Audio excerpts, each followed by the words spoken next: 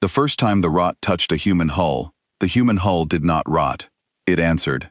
In the deep between three dead stars, the Rahun conclave kept a ring of broken ships. They called it the Proving Ring.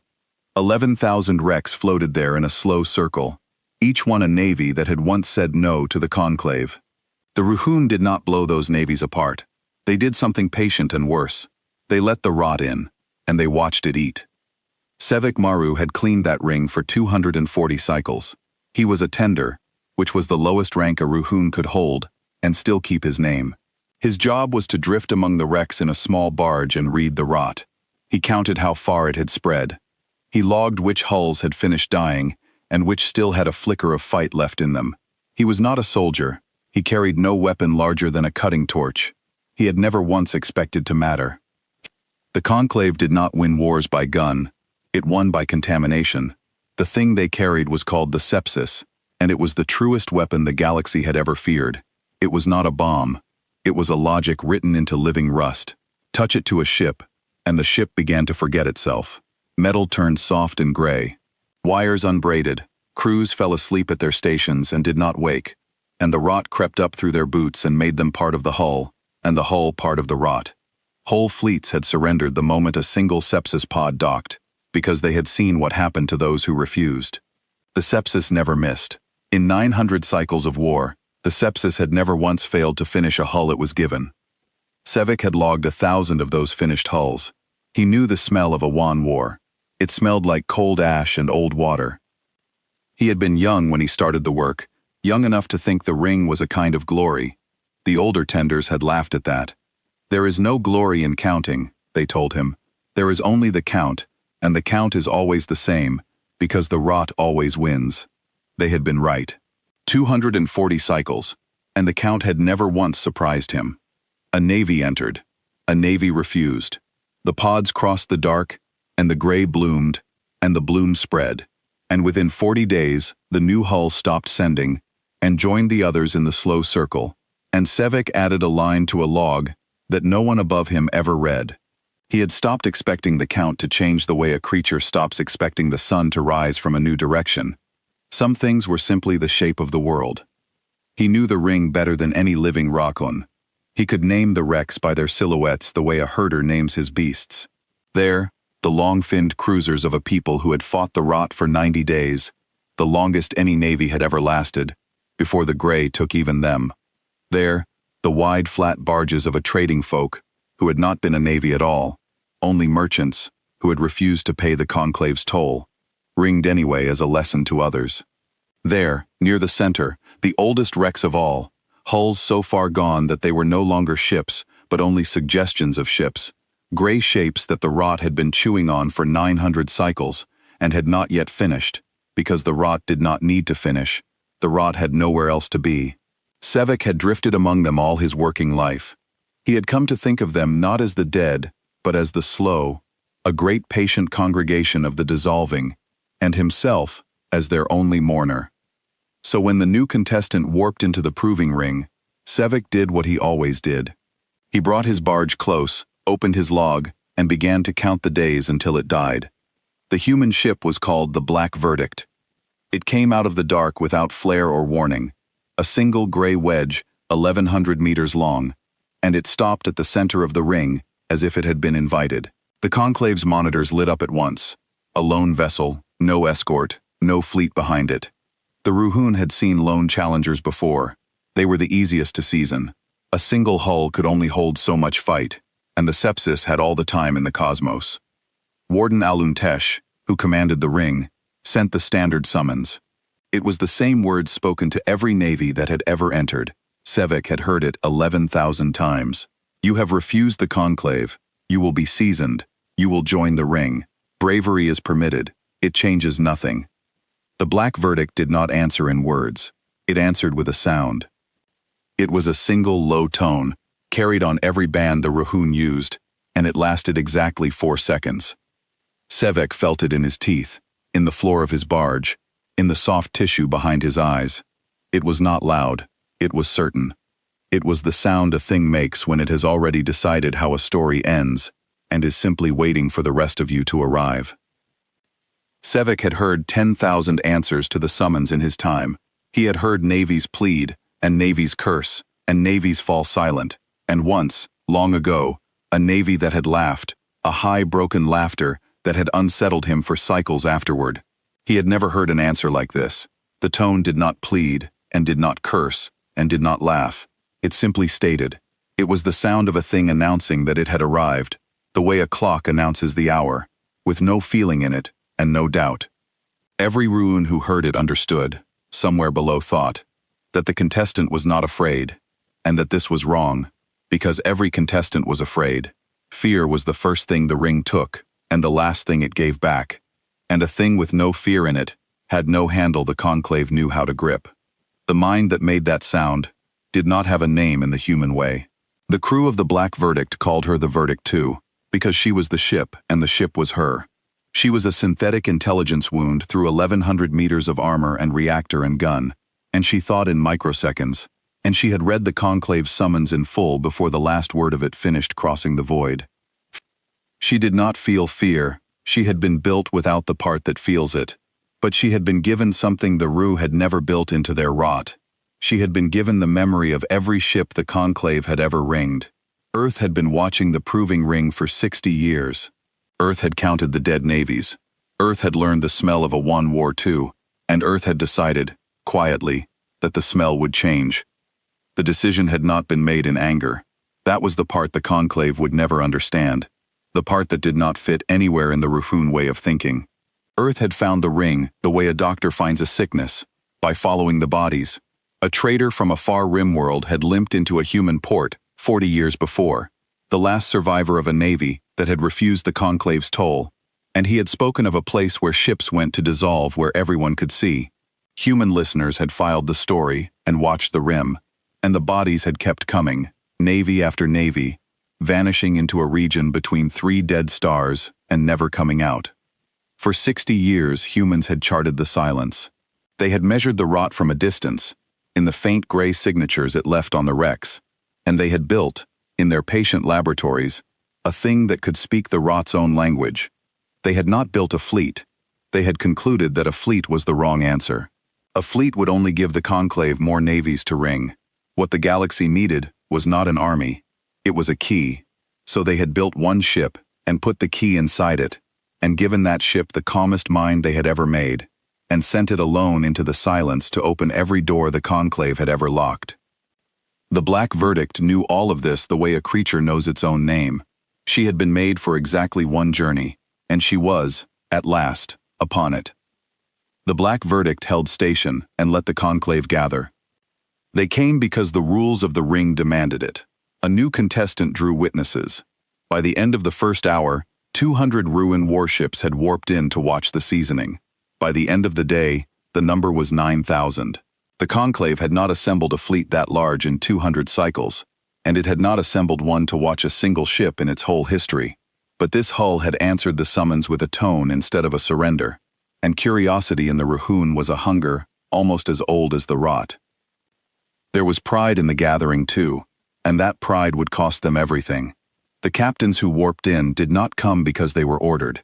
Most came because they wanted to be present for the seasoning of the strange gray ship that had refused to be afraid. To be present at a ring seasoning was an honor among the Ruhun, a thing a captain could speak of for the rest of his cycles. I was there, he could say, when the proud one was taught.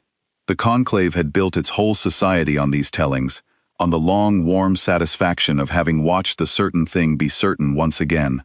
And so 9,000 of the conclave's proudest captains brought their ships to the center of the ring of their own free will, eager to witness a lesson, and not one of them understood that the lesson would be theirs, that the human ship had drawn them in precisely by refusing to kneel, that their hunger to see the proud one humbled was the bait on a hook a galaxy wide. The Black Verdict needed the fleet gathered to learn the rot at scale, to sample the conversation in its full chorus, and the conclave had gathered itself, gladly, to be sampled. Sevek watched them come, and felt the old honor stir in him, the pull to be present, and then felt it curdle, because some part of him was already counting the gathering as a thing that would have to be counted later, in the other column, the column of the dead. Sevek watched the great ship slide into place around the gray wedge. 9,000 hulls, each carrying enough sepsis to drown a world. He had never been so close to so much of it. He should have felt safe. He was surrounded by the only weapon that had never lost. Instead, for the first time in 240 cycles, the tender felt the floor of his barge go cold under him, and he did not know why. The warden gave the order.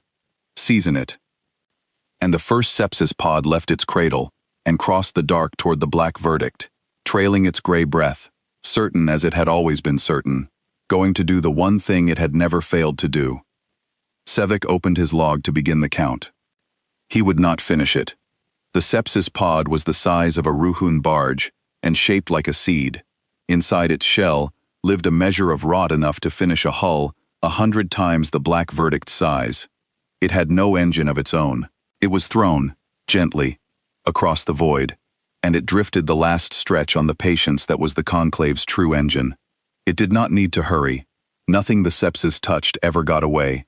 Sevek tracked it on his barge's small screen. He had watched 10,000 pods make this crossing.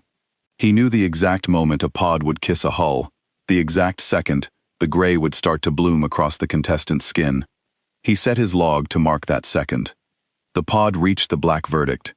It touched the gray wedge just behind the forward gun, soft as a snowflake landing. And the black verdict ate it. That was the only word Sevek could find afterward, and it was the word he wrote, and the Conclave struck it from his log, and then could not explain what to write instead. The hull did not crack open. No weapon fired. A panel the size of a house simply slid aside on the black verdict's flank, and the pod was drawn inside, and the panel closed, and the gray breath that should have begun to bloom across the human skin did not bloom at all. The hull stayed gray clean and whole. For 11 seconds nothing happened. Sevek had never known the ring to be silent for 11 seconds. The rot always announced itself. The rot was never quiet. Then a single line of text crossed every Rokin screen in the fleet, in the Conclave's own written tongue, formed perfectly, formed by a thing that should not have known the Conclave had a written tongue at all. It read, 1. Sevek did not understand. The warden did not understand. 9,000 crews stared at the word and counted nothing, because there was nothing yet to count. Then the black verdict moved. It did not charge. It did not fire a broadside into the watching ships. It turned, slow and exact, and it pointed its forward gun, not at the fleet, but at the dark beyond the ring, at one specific wreck among the 11,000 dead, a long-dead navy, whose name even the Conclave had forgotten. And the human ship fired one round into that wreck, and the wreck came apart in a flash of clean white light, and where it had floated there was now only scattered metal, cooling fast. The Conclave's monitors caught what the warden's eye could not. The round had not simply broken the wreck. It had burned the sepsis out of it. Every trace of rot that had been seasoning that dead navy for 200 cycles was gone in the flash, sterilized, ended. The human ship had reached into the ring and cured one of the Conclave's victories. That was the one. Sevek felt the cold in the floor again, and this time he understood it. The black verdict had not come to survive the ring. It had come to unmake it. And it had just told the entire Conclave, in the Conclave's own letters, exactly how it intended to keep score. He looked again at the wreck the human ship had chosen. It was not a random one. Sevek knew it. It was one of the oldest, a hull so far gone the rot had been working it for 200 cycles, a navy whose name even the Conclave's records had let lapse. Of all the 11,000 wrecks in the ring, the black verdict had reached for one of the most thoroughly dead, the most finished, the surest victory the Conclave owned. And it had given that victory back. Sevek understood the message in the choosing. The human ship was saying that nothing the rot had taken was beyond its reach. Not the freshest hull, not the oldest. 200 cycles of seasoning had been undone in a single flash of white, and the choosing said that all the rest could be undone the same way, and that the black verdict had all the time it needed to prove it. On the command band, Sevek heard a sound he had never heard in 240 cycles of service. He heard a Ruhun officer ask a question to which there was no answer in any manual. The officer asked, simply, how? How does a hull take the rot inside and not rot? How does a round burn the sepsis out of a wreck 100 kilometers distant? There was no reply from the warden, because the warden did not know either, and a Conclave that did not know, was a thing that had never existed before this hour. Warden Alun Tesh was not a foolish creature. He had ringed 40 navies in his command, and he knew when a thing was wrong. He ordered the seasoning doubled.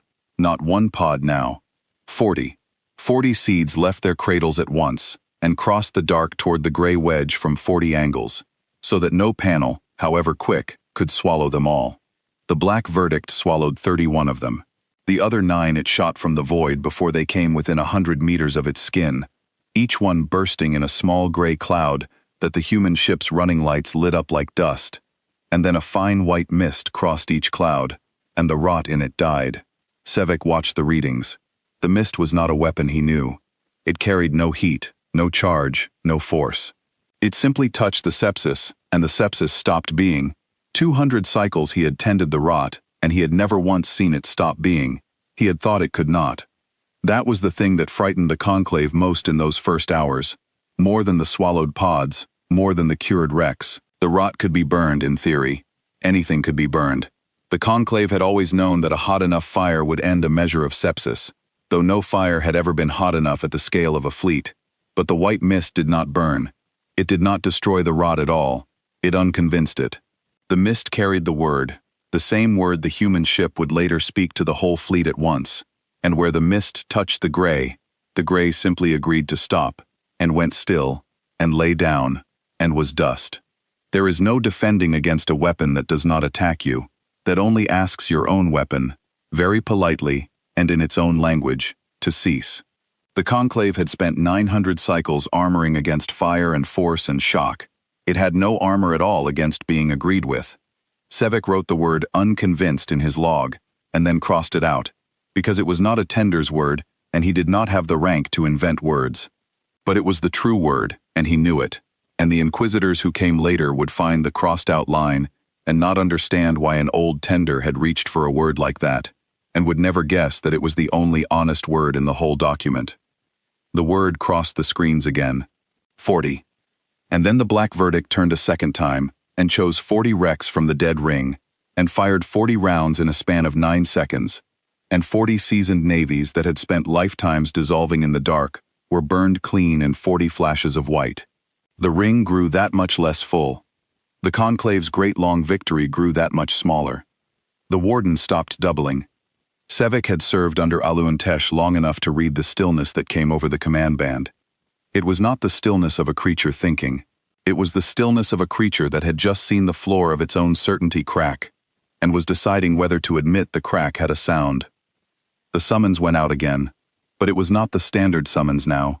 The warden's own voice wrote it, and his voice had changed. "You fight bravely," the warden said to the gray wedge. "It is permitted, but you are one hull, and we are 9,000. The ring has held against navies of 1,000 ships. Bravery does not change the count." The black verdict answered him in words for the first time. The mind inside her spoke on the command band in the conclave's own tongue, unhurried, clear, and what she said made Sevek set down his cutting torch and sit very still in his cold barge. The voice itself was a thing Sevek had not been ready for. He had expected something cold, something mechanical, the flat grind of a war machine. The mind did not sound like that. It sounded calm in a way that was almost kind, the way an old healer sounds when there is bad news to give, and no reason to make the giving cruel. It spoke the conclave's own tongue perfectly, every shade of it, the formal mode, and the low mode, and the war mode, choosing among them with a care that said it had studied the Ragoon, the way a scholar studies a people he intends to understand, rather than merely defeat. There was no hatred in the voice.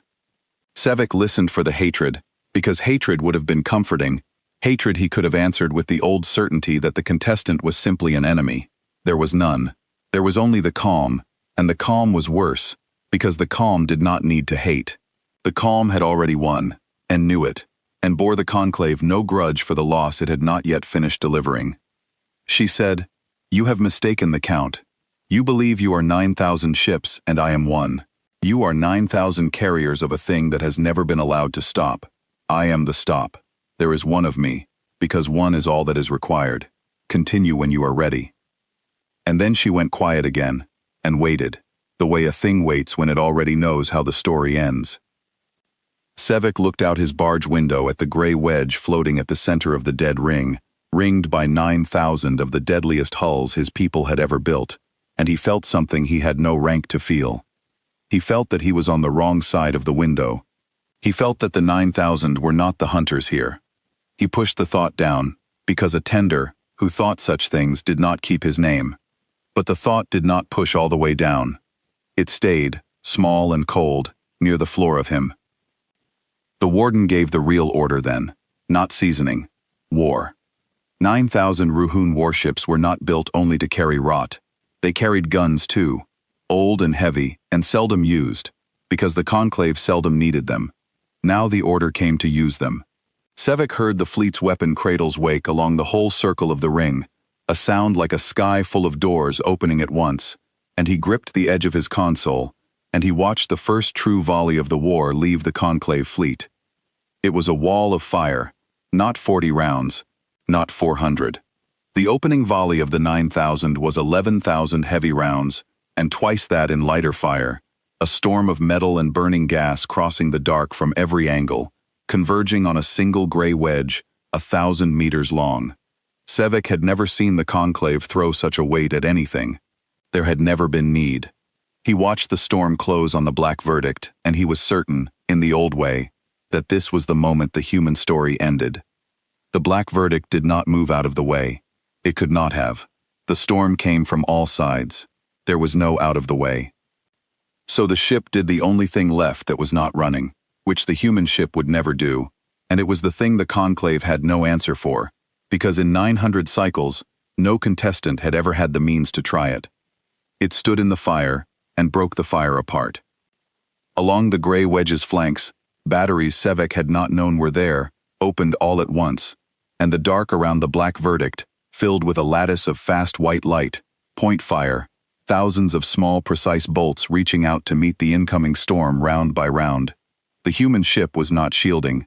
It was answering each incoming shell with a shot of its own, matching the Conclave's wall of fire piece for piece, and the two storms met in a vast burning curtain, a few hundred meters off the human hull, and the Conclave's volley came apart in that curtain, and did not reach the gray skin at all. The Black Verdict took the full opening weight of 9,000 warships, and when the curtain faded, the gray wedge was still whole, not scarred, not scorched, whole, and turning, and choosing its next 40 wrecks. Sevek had watched the curtain form, and he could not make his eyes believe it. The mathematics of it were impossible. 11,000 heavy rounds, each one needing its own answering bolt, fired in the same handful of seconds, every bolt placed exactly where it had to be placed and nowhere else. No Ruhun ship could do such a thing. No fleet could. The Conclave had always trusted the rot precisely because the rot did not require this kind of speed. The rot was slow on purpose. It asked nothing of its handlers but patience. And here, in the span of a few breaths, the Black Verdict had done with one hull and one mind what the whole Conclave fleet could not have done with all 9,000 of its crews working in perfect concert. Sevek understood, dimly, that he was not watching a faster ship. He was watching a different kind of thing entirely, a mind that lived in the spaces between seconds, that had finished a calculation before a rune gunner had finished deciding to pull a trigger. 80! Sevek read the new word on his screen, and felt the cold reach his hands. The count was not the human ship's casualties. The count had never been that. The count was the Conclave's victories, dying one fire at a time, and the human ship was reciting them as it cured them, and it had not so much as flinched at the largest volley the proving ring had ever thrown. Warden Aluun Tesh did the thing a wiser creature would have done first. He sent a single ship close, under a flag the Conclave used to speak without fighting, to ask the human mind a question. Sevek's barge was near the chosen ship's path, and he heard the question and the answer both, and he never forgot either. The warden's envoy asked, "What are you?" "Not a warship. We have killed warships. What are you that the rot will not take and the wall will not break?" And the Black Verdict said, "I am what your records would have warned you about, if your records had ever let one of us leave. You ring the navies that refuse you, and you let them dissolve where the others can see, and for 900 cycles it has worked, because none of them could reach back into the ring and undo what the rot had done. I can. Earth watched you do this for 60 years. Earth did not send a fleet. Earth sent the one ship that can walk into your patient little circle and give every dead navy back its ending. You did not face this before, because before, you only ever fought things that could die in the ring. You have never fought the thing that comes to empty it. The envoy did not answer. The envoy turned and ran for the safety of the fleet, and Sevek, watching it flee, finally let the small, cold thought rise all the way up out of the floor of him, and stand where he could see it plain. The conclave was not seasoning a contestant. The conclave was being audited. That word was a tender's word, and it fit the way nothing else fit. An audit was what happened when someone above you came to check the count. Sevek had been audited twice in his life, both times by gray-robed clerks from the inner worlds who had come to the ring to confirm that the dead were truly dead, and that no contestant had been quietly let go. He remembered the cold, particular dread of being measured by a thing that already knew the answer, and was only there to see whether you would lie. That was the dread that filled the ring now, ship to ship, crew to crew. The black verdict had not come to fight them.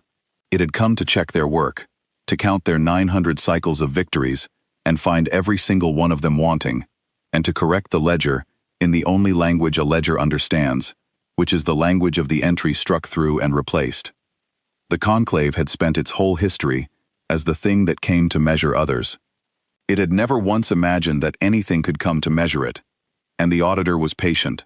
That was the part that broke something in the watching crews. They could have borne a furious enemy, a ship that raged and burned and spent itself in glory. They knew how to answer fury. What they could not answer was the calm. The black verdict chose its 40 wrecks and cured them, and chose its next 40 with the unhurried steadiness of a clerk working down a column. And the steadiness said, more clearly than any threat, that the outcome was already decided, and only the arithmetic remained. The warden ordered the fleet to close the circle. 9,000 ships began to draw in toward the center, tightening the ring around the gray wedge, bringing every gun and every pod to bear at the shortest range, meaning to bury the single hull under sheer weight of the whole conclave at once. It was the oldest answer the Raccoon had. When patience fails, when the rot fails, bring everything and crush. Sevek's barge was inside the closing circle. He could not get out in time. He shut his engine and went still, and watched the 9,000 draw down on the one, and he prayed in the small, wordless way of a creature who has tended death for 200 cycles, and is only now beginning to suspect that death has a master, and that the master has just arrived, and that it is gray, and 1,000 meters long, and patient in a way that makes the conclave's patience look like a child holding its breath. The circle closed. The guns came to bear. The black verdict held station at the center, quiet, whole, 80 wrecks already cured behind it. And the word on Sevek's screen changed once more, and what it said this time was not a number. It said, "Now I am close enough." When the circle was closed and every gun was aimed, the black verdict did not fire first. It spoke first. And what it spoke to the rod itself.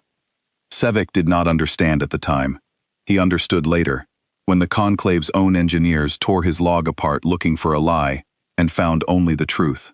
The human ship sent a signal into the closed circle on a band the sepsis used to talk to itself. The rot was not a poison, it was a conversation. Each measure of sepsis listened to every other measure, and they agreed, slowly, patiently, on how to dissolve a thing. That agreement was the weapon. A single seed of rot was nearly harmless. 9,000 ships of it, all listening to one another, was the most certain death the galaxy had ever built. The black verdict had spent the whole battle learning the language of that agreement. The pods it had swallowed, the clouds it had burst, the wrecks it had cured. It had not been keeping a score. It had been taking a sample. Each one, each 40, each 80, had taught the human mind a little more of how the rot agreed with itself. And now, with 9,000 ships of sepsis drawn in close around her, the black verdict had enough of the language to speak it. So she spoke. And what she said to the rot, in the rot's own listening tongue, was a single instruction wound deeper and surer than any the conclave had ever sent. She told it to stop. Sevek watched the readings on every sepsis store in the closed circle go strange at once. The rot did not explode. It did not burn. It simply went still, all 9,000 ships of it, in the span of a single breath. The conversation that had run unbroken for 900 cycles fell silent, because a voice had entered it that spoke the language better than the rot did, and that voice had said the one thing the rot had never been built to refuse. Every pod in the fleet went inert. Every seed in every cradle went gray and cold and dead. The Conclave's truest weapon, the thing that had never failed all at once, everywhere, because the human ship had not come to outshoot it. It had come to out-argue it, and it had won the argument by being the better speaker of a tongue the Ruhun had thought was theirs alone. Sevek felt the death of the rot in his own barge. He carried a small store of sepsis himself, a tender's kit, a measure of the gray kept for sealing breaks and marking finished hulls. He had carried it for so long he had stopped feeling it, the way one stops feeling a ring worn since youth. Now he felt it go.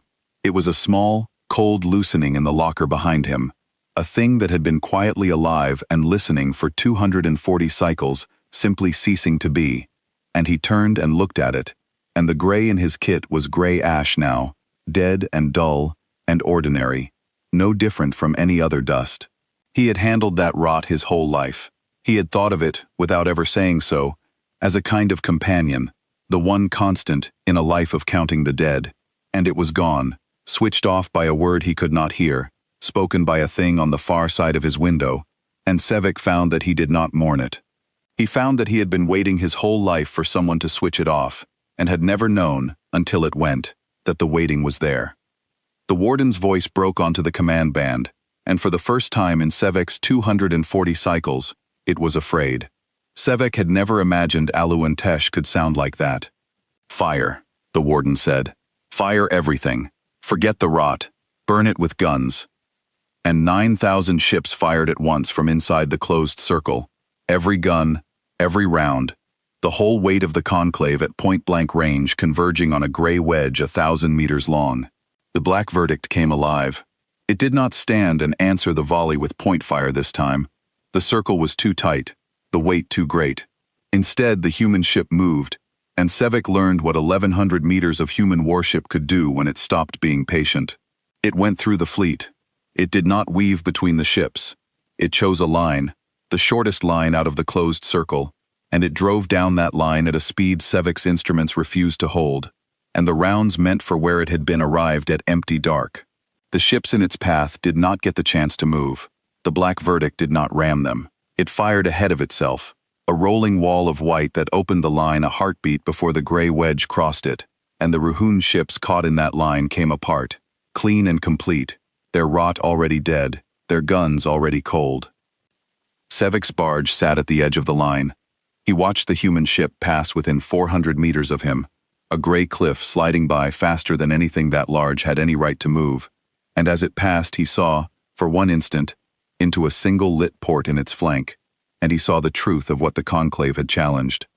There were no panicked faces in that port, no alarms, no running. There was a single human at a console, a woman with gray at her temple, and she was not afraid. And she was not even hurried. She was reading. She was checking the count, the way Sevek checked his log, and her hand moved on her console with the calm of a creature doing a job it had done 1,000 times and expected to do 1,000 more. Then the port was past, and the gray cliff was gone, and the black verdict had broken the closed circle from the inside and was out in clear dark again, turning, choosing.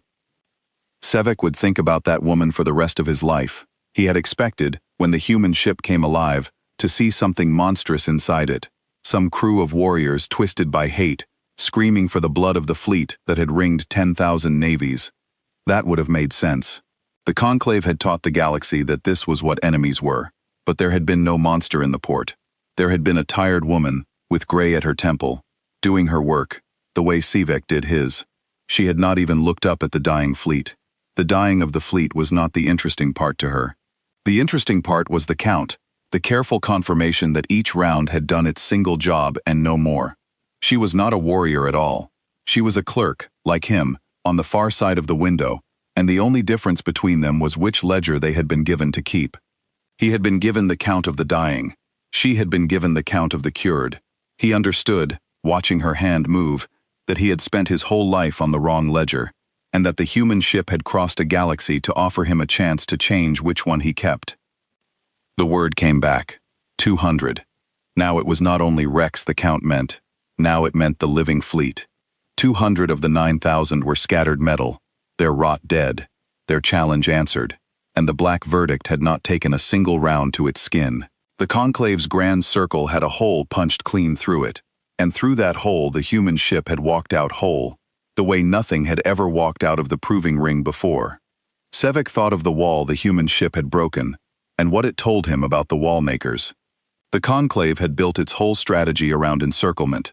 A closed circle had ended every navy it had ever held, because a navy is many ships, and many ships must protect each other, and a closed circle gives no quarter to a thing that must protect.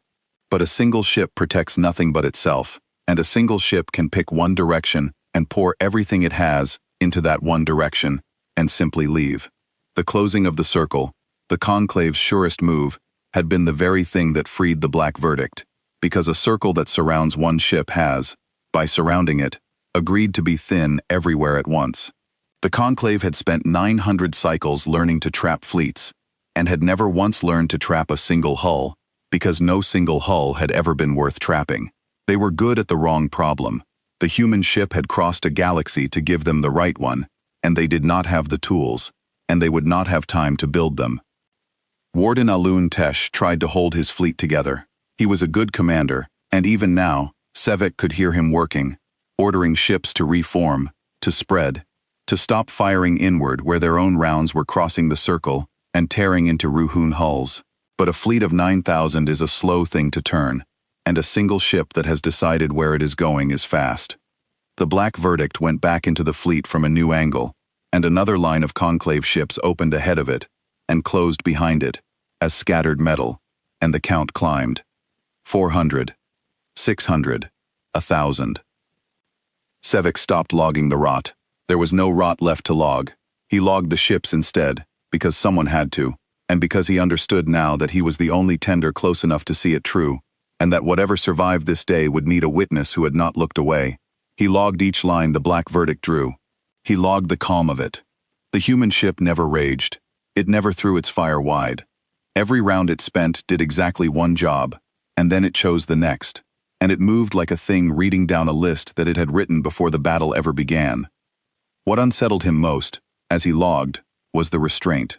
He had served a weapon that had no restraint at all. The sepsis, once given a hull, took the whole hull, every crew member, every chamber, down to the last sealed compartment, because the rot did not know how to take less than everything.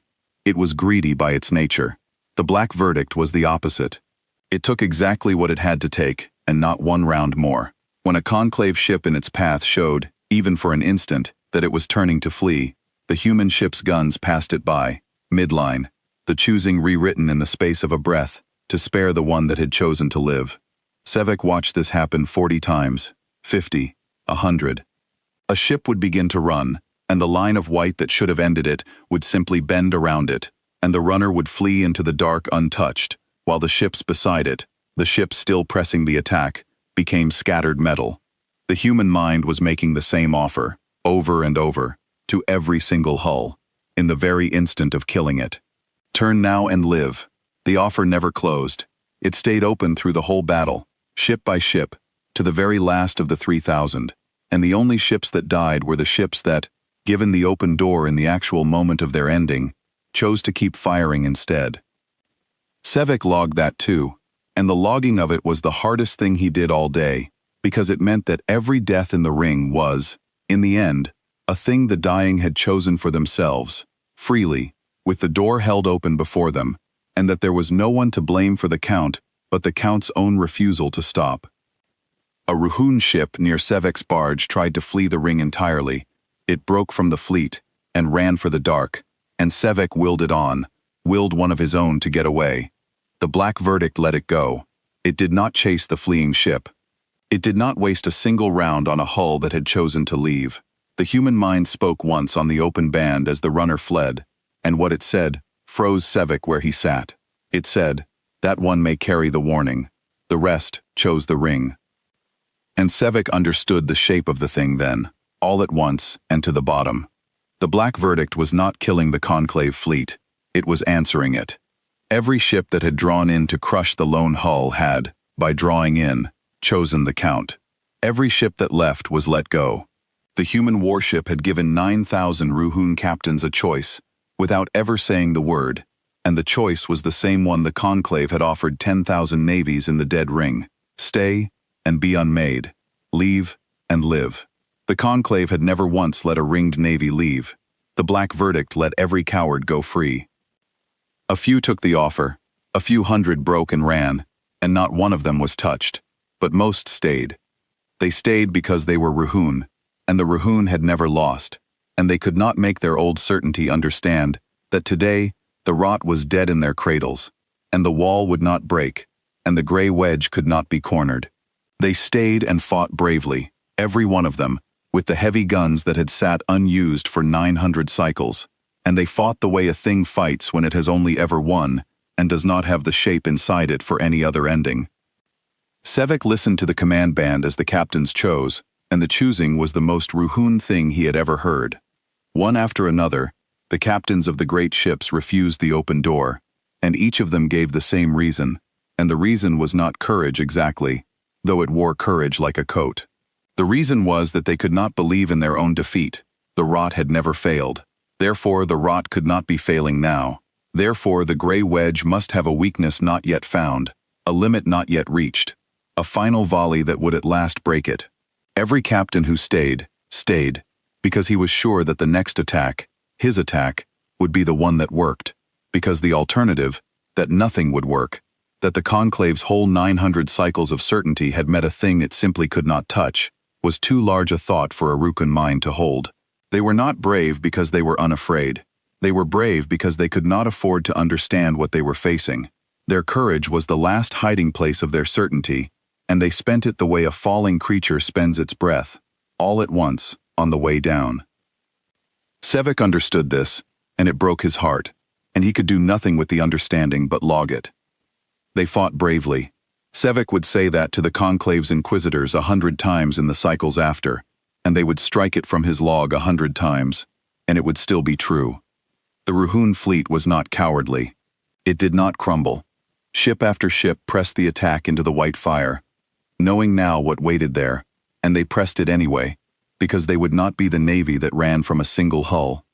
And ship after ship became scattered metal, clean and complete, and the count climbed past anything Sevek had a word for. The black verdict was struck only once in the whole long battle. A heavy round, fired blind through the burning dark by a captain who could no longer see the human ship, clipped the gray wedge along its upper flank. Sevek caught the hit on his instruments, and his breath stopped. At last, he thought, at last it bleeds. It did not bleed. The round skated off the human armor, and burst harmlessly in the void, and the black verdict did not so much as slow. The mind inside her noted the hit on the open band. In the same flat calm she noted everything, and what she said was the last thing Sevek logged before the end began.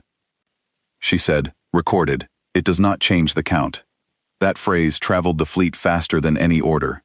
Captains repeated it to one another in the failing hours, not as a taunt, but as a kind of dreadful proverb. It does not change the count. They had hit the human ship at last, the one clean hit in 6 hours of battle, the thing they had spent half the day trying to do, and the ship had treated it as a clerk treats a misfiled page, noted and set aside, of no consequence to the result. There is a particular horror in striking your enemy as hard as you can, and watching it make no difference at all, not because the enemy is angry, but because the enemy is correct. The single hit had not been a near miss that almost mattered. It had been a thing that genuinely, mathematically, did not matter, and the human ship had told them so, and they had checked, and it was true. Sevek logged the phrase, and then he logged the silence that came after it on the command band, the long silence of a fleet that had finally understood it was not losing a battle, but being shown an answer it had refused to learn for 900 cycles, and that the lesson would go on, patient and exact, until the count was finished, whatever they did, however bravely they did it. And the count climbed on. By the 6th hour of the battle, the proving ring had stopped being a ring. It was a long burning corridor of dead conclave ships, and the black verdict moved down it the way a tide moves down a beach, taking what was in front of it and leaving clean dark behind. Warden Alun Tesh gathered what was left of his command, 3,000 ships still, and tried the last thing Arun knew how to try. He called for the deep stores. Sevik's blood went cold when he heard the order.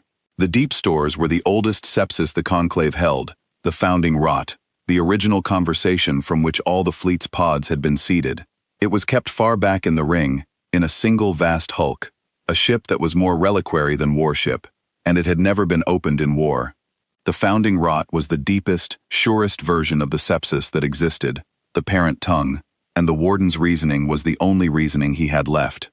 If the human ship had silenced the fleet's rot by speaking its language, then the founding rot, older and deeper than any pod, would speak in a tongue the human mind had not yet learned.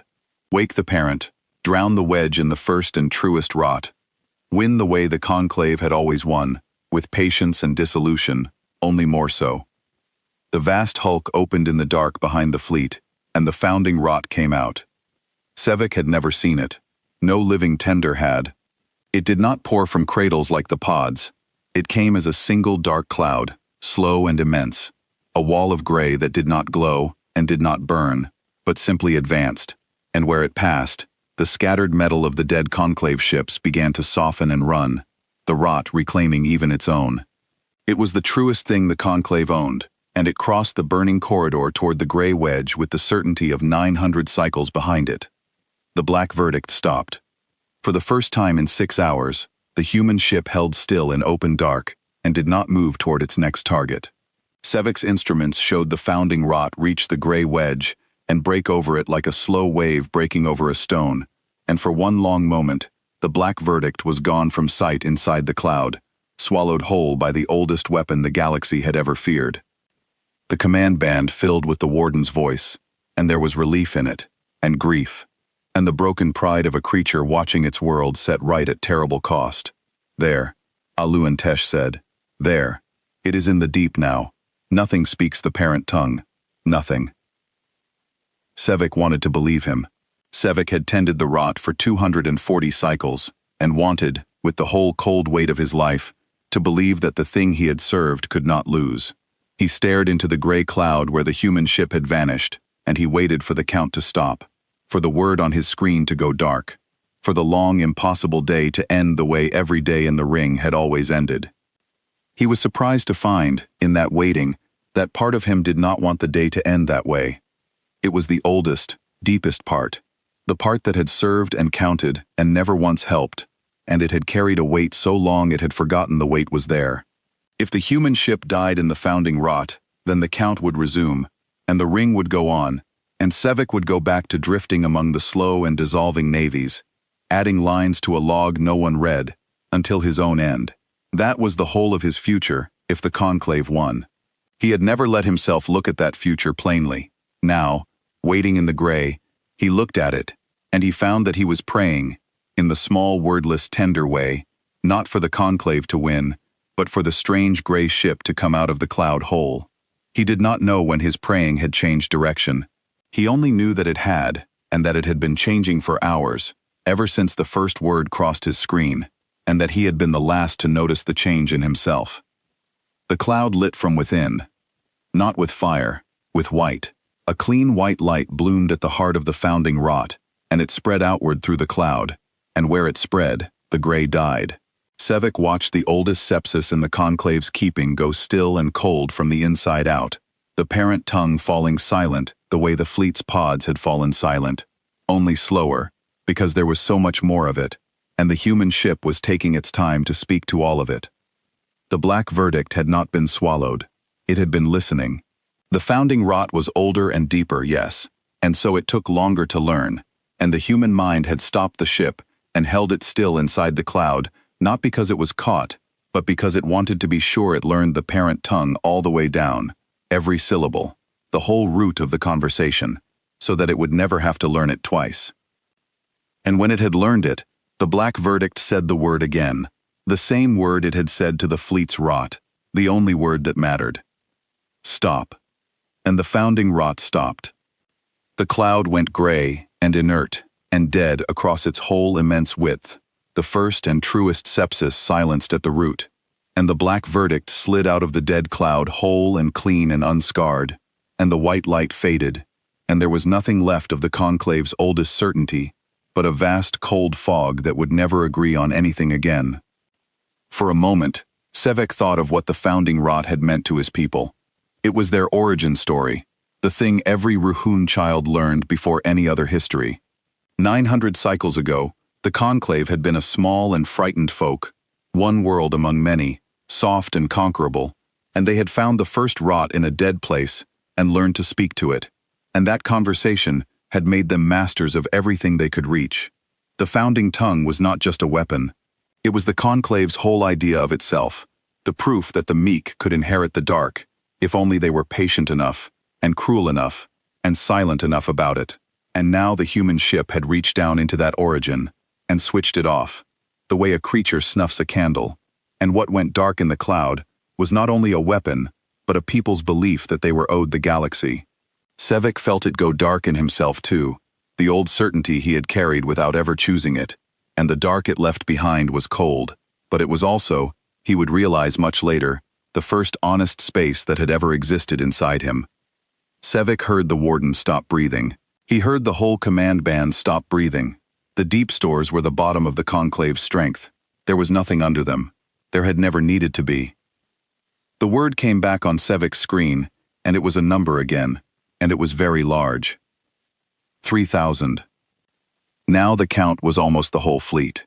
6,000 conclave ships were scattered metal, or dead rot, and 3,000 remained, and the founding tongue that was meant to save them was a cold fog at their backs, and the gray wedge was choosing its next line.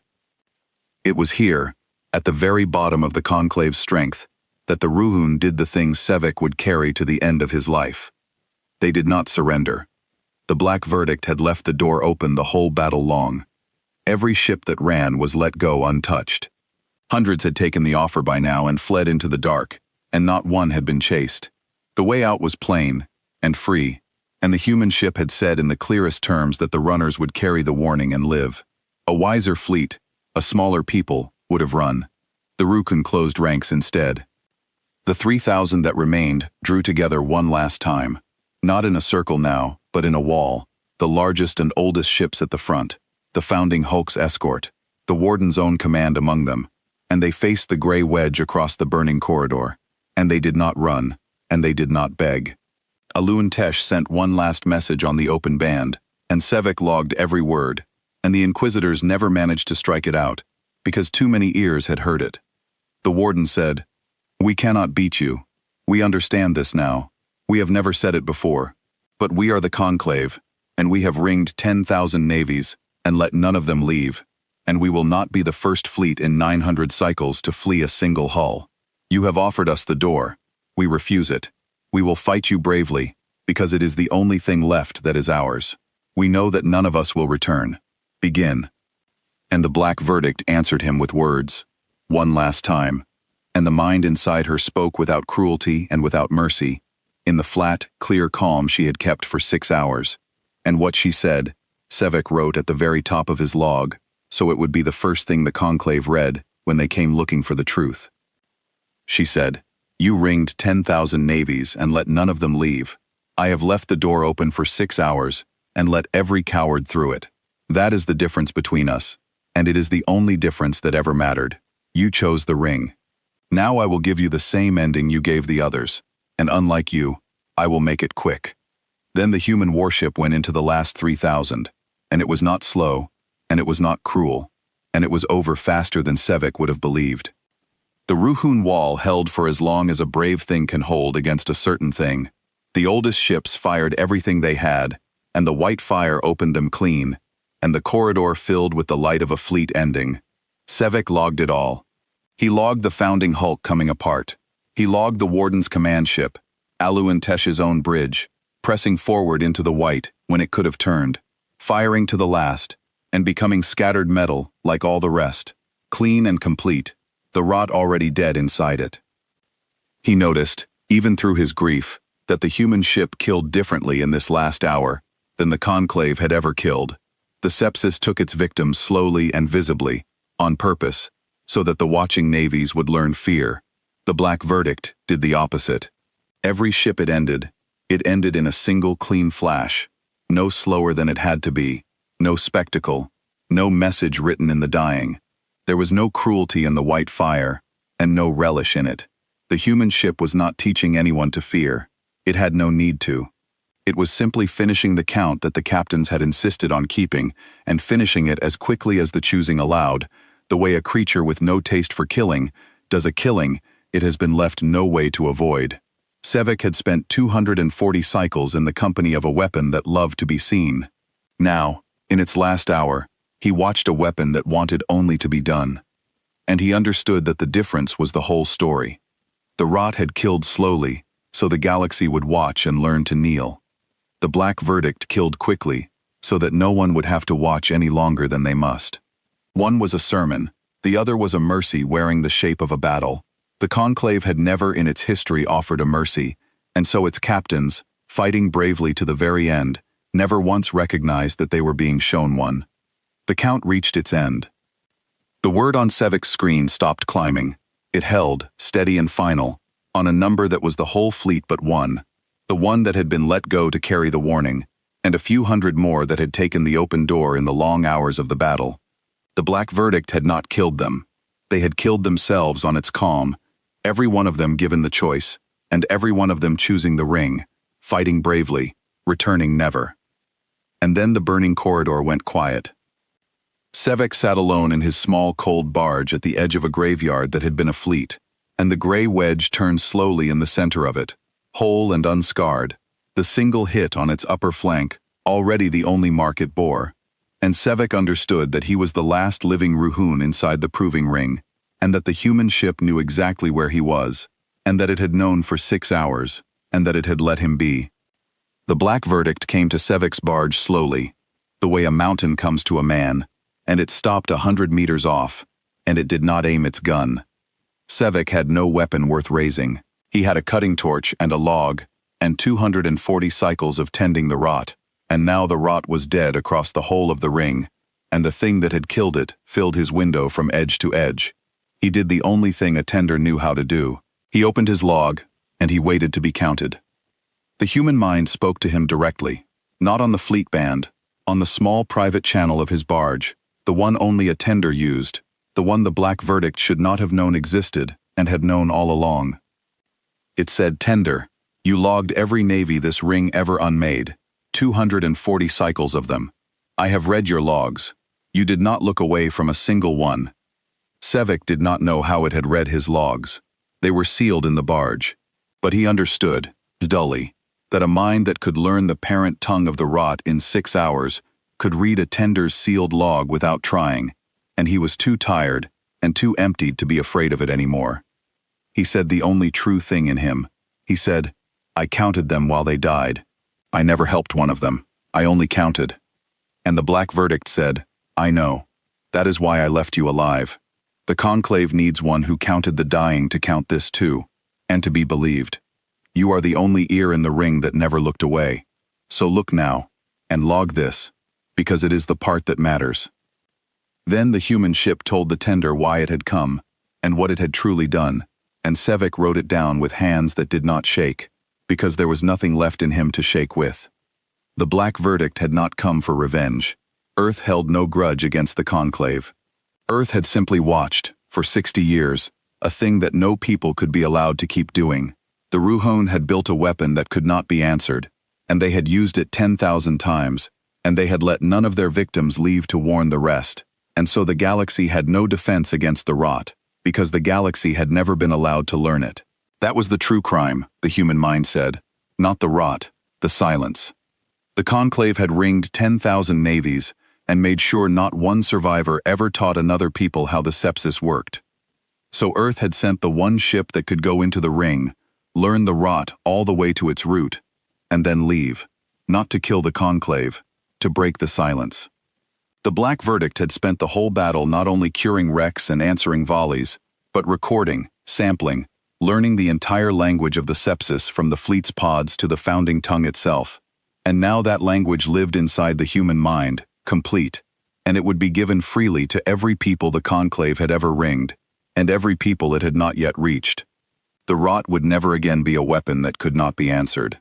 The one word, the stop, would belong to everyone. The human mind explained it to Sevek, the way one clerk explains a system to another, without grandeur, in plain pieces he could hold. The rot, she said, had always had a flaw, and the flaw was the same thing that made it strong. It listened. It agreed. A weapon that listens can be spoken to, and a weapon that agrees can be told something it must agree with.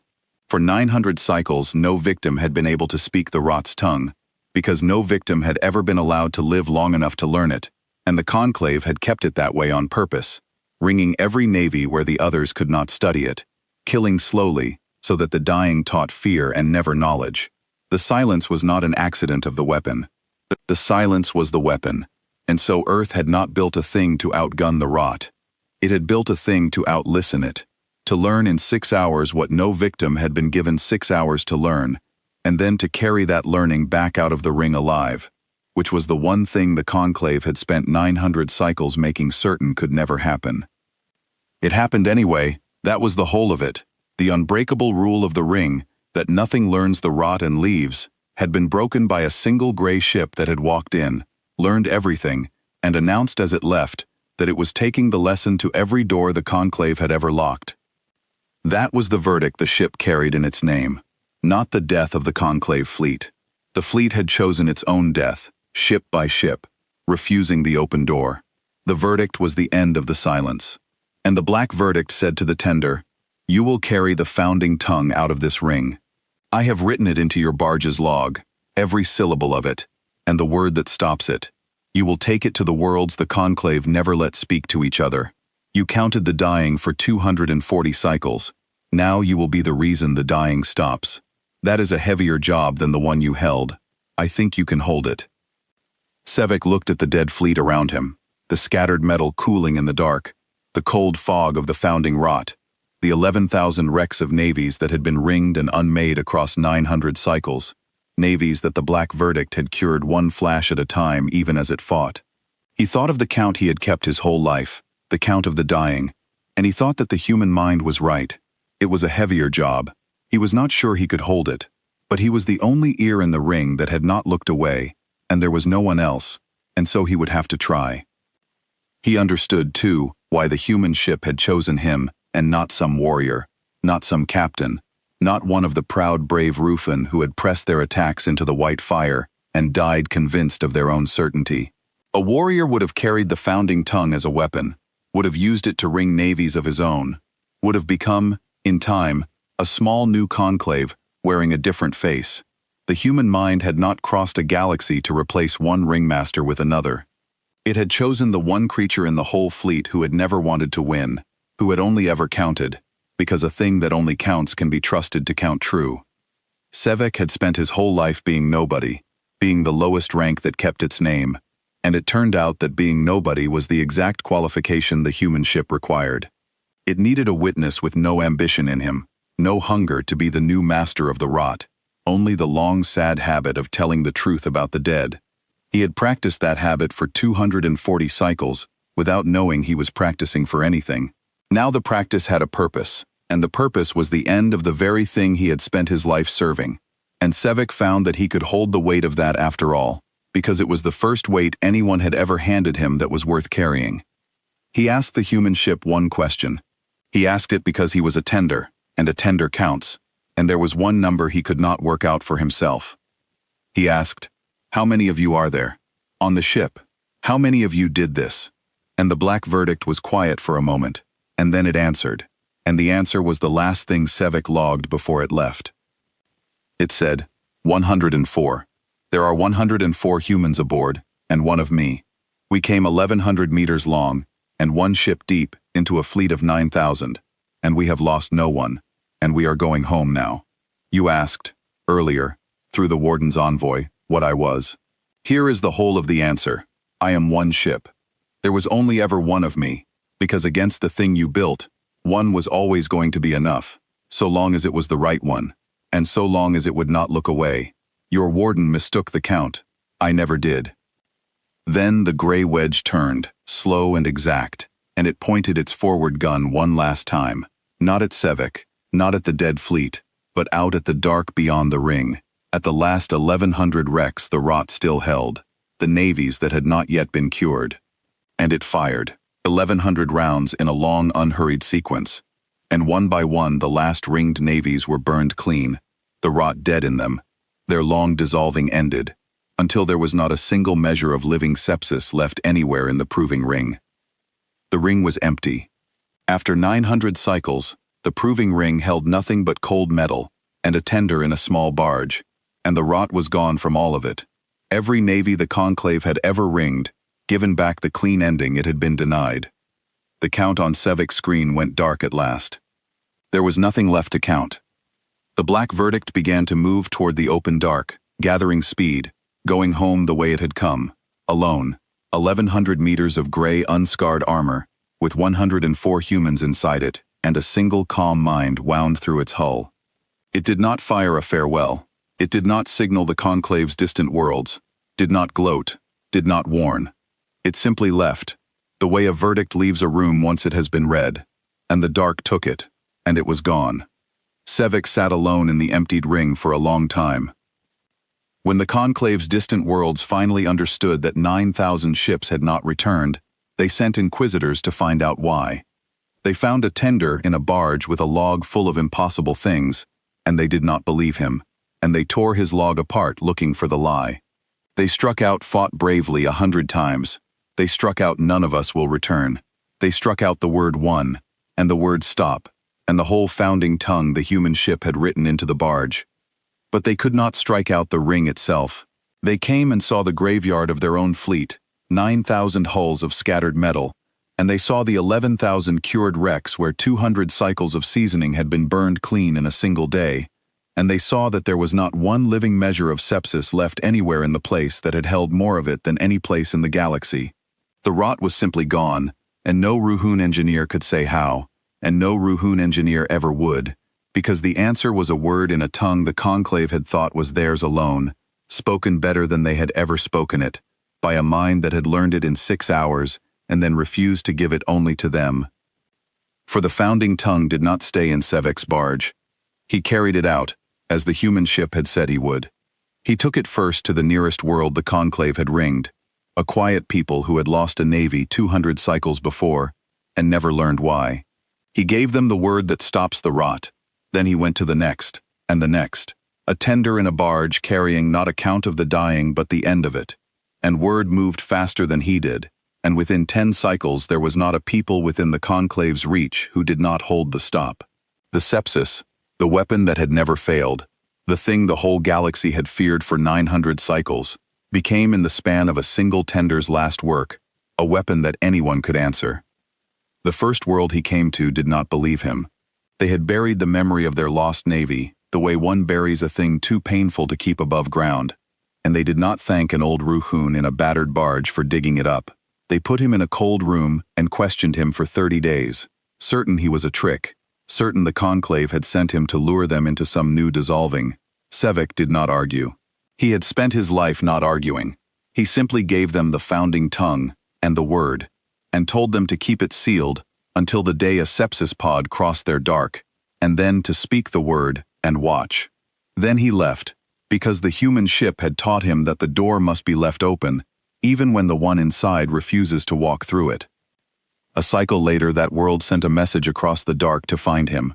A conclave raider had come, as raiders still came in those first cycles before the news had spread, and it had loosed its pods at their ships in the old certain way, and the world had spoken the word, and the gray had gone cold and dead in the void, and the raider, its one weapon turned to inert fog, had been so astonished that it had sat motionless long enough for the world's small navy to take it whole. The message thanked the old Ruhun in a battered barge. It called him a strange name in their own tongue, a name that meant, as near as it could be carried into Ruhun, the one who came back. Sevic kept that message to the end of his life. It was the only thing he had ever been thanked for, and he had needed 240 cycles and the end of a fleet to earn it. The conclave never ringed another navy. It could not. The first time it tried, after the loss of the proving ring, the world it threatened simply spoke the stop into the incoming pods, and the rot went gray and cold and dead, and the world's small navy turned the conclave ships to scattered metal and let the cowards flee to carry the warning, exactly as a gray wedge had once done. The conclave had taught the galaxy nothing in 900 cycles of silence. The Black Verdict had taught it everything in 6 hours, and then gone home. What became of the conclave after that was a quieter thing than its enemies had hoped, and a sadder thing than they had expected. It did not fall in fire. It simply stopped being feared, and a power built entirely on fear cannot survive the loss of it. The toll world stopped paying the toll. The ringed world stopped flinching when a conclave ship appeared in their skies. One by one, the inner worlds of the conclave grew quiet, their shipyards idle, their handlers of rot with nothing left to handle, their whole proud apparatus of patient cruelty rusting in orbit, because there was no longer anyone in the galaxy who would agree to be afraid of it. The conclave had ringed 10,000 navies and let none of them leave, and in the end, it was undone not by an army, but by the simple fact that its one weapon could now be answered by a single spoken word, and a weapon that anyone can answer is no longer a weapon at all. It is only a noise. The Ruhun who had ruled by the rot lived on, and built nothing new to rule by, because they had never learned any other way to be, and a people that knows only one way to be does not survive the day that way stops working. Sevek lived to see the beginning of that quiet, and he did not gloat over it, because he was Ruhun too, and the silence that fell over the inner worlds was the silence of his own people learning, far too late, that there had always been another way to live, and that they had spent 900 cycles making certain no one would ever be allowed to teach it to them. Sevek Maru lived a long time after that, longer than a tender had any right to, and he never held a weapon again, and he never tended rot again, because there was no rot left to tend.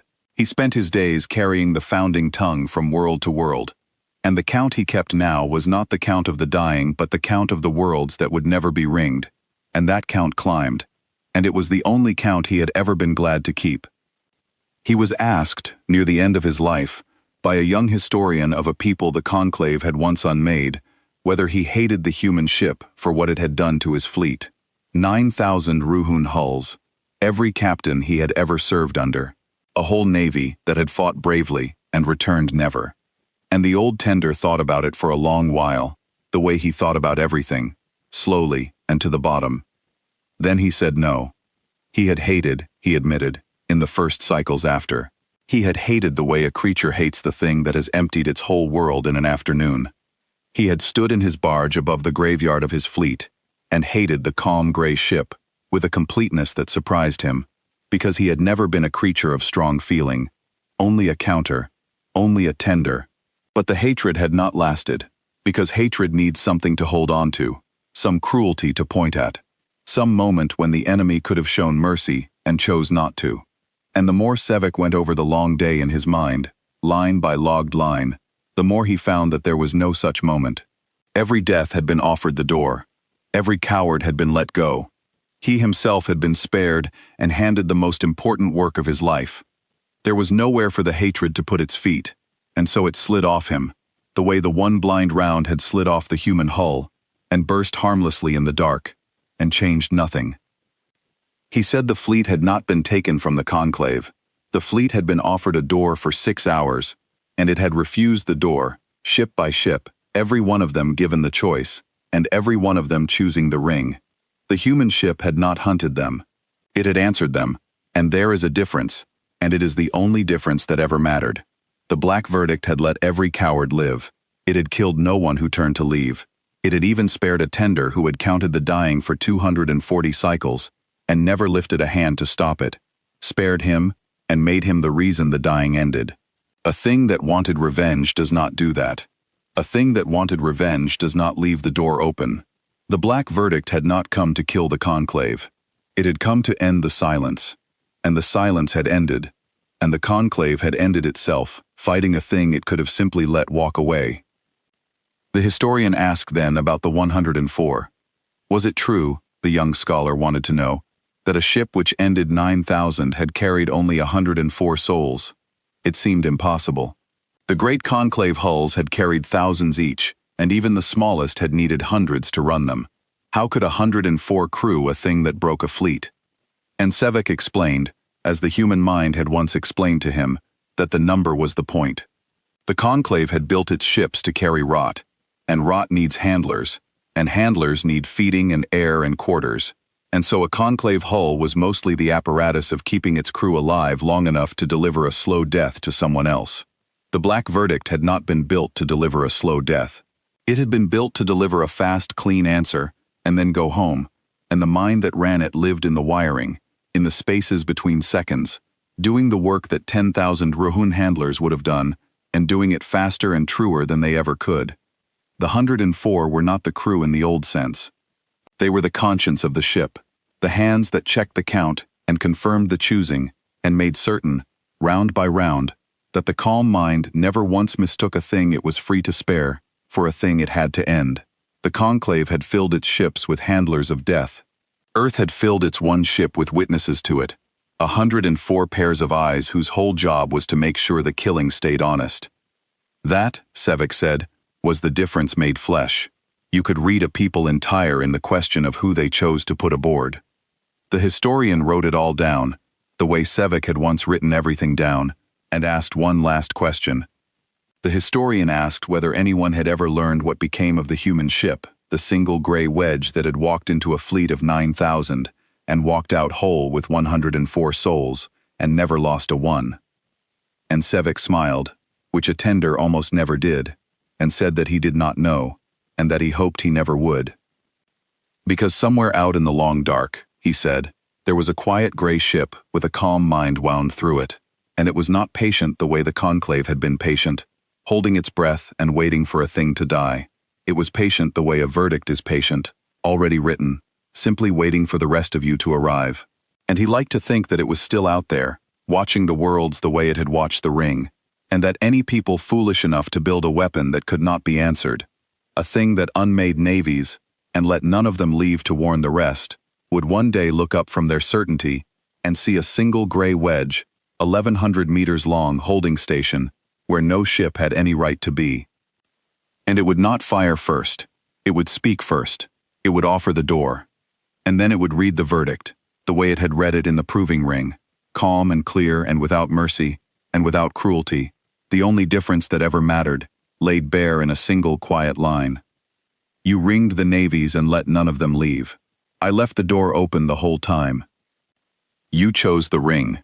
So Sevek Maru kept his last count to the end of his days, the count of the worlds that would never be unmade, and when he died, there was no rot anywhere in the reach of the old conclave, and no fleet that could not answer the stop, and a galaxy full of peoples who had learned the one thing the human ship had crossed the dark to teach them. That a weapon which has never failed has simply never met the thing that comes to empty it.